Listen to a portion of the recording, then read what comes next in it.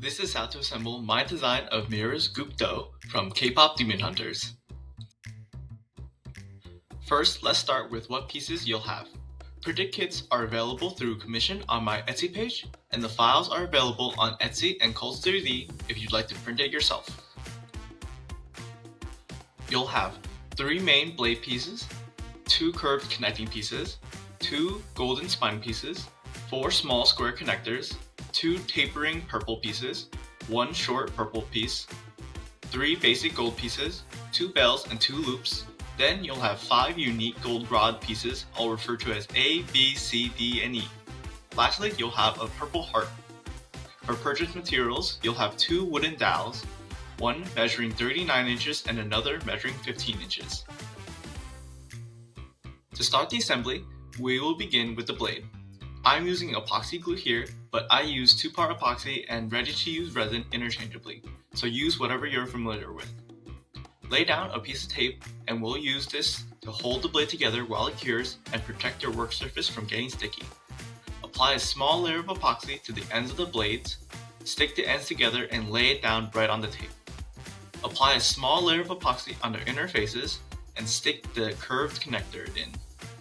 Repeat this process with the other blade split and you'll have your full blade. Now we'll let that rest while we assemble the rest of the staff. Quickly, we'll attach the bells to rod piece E. They are connected by a hoop that spreads apart and locks together with matching hooks.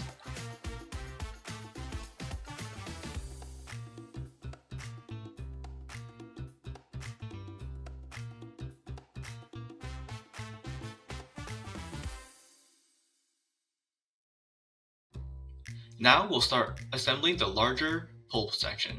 We'll assemble a portion of the pieces off of the dowel. Match the purple heart piece to rod A. Then on the other end, attach one of the tapered purple pieces. Next, connect rod B to the other purple tapering piece. Grab the 39-inch rod, slide the assembly with the heart to the ends of the dowel.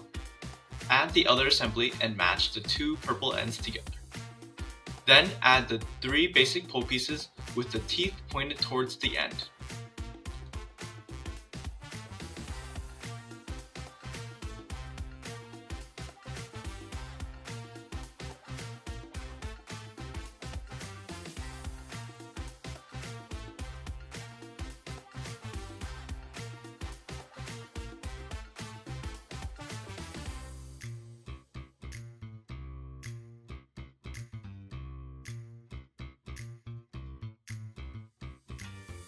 Next, we will assemble the shorter pole section, and the stack goes like this.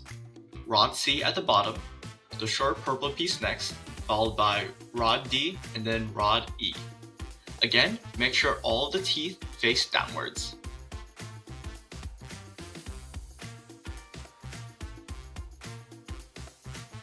The last chunk of the assembly is the blade portion. Take one of the spine pieces and place 4 small white connectors into the matching openings.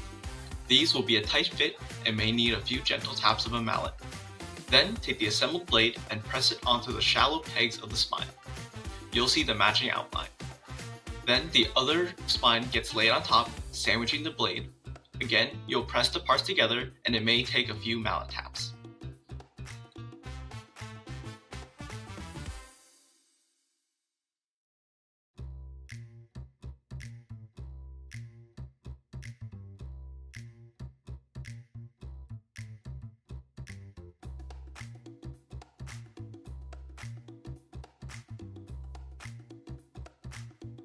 And like that, you're all done.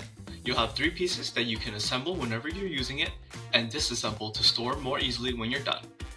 If you don't have a need for disassembly, you can add a tiny bit of glue at any of the joining parts to get a sturdier finished product.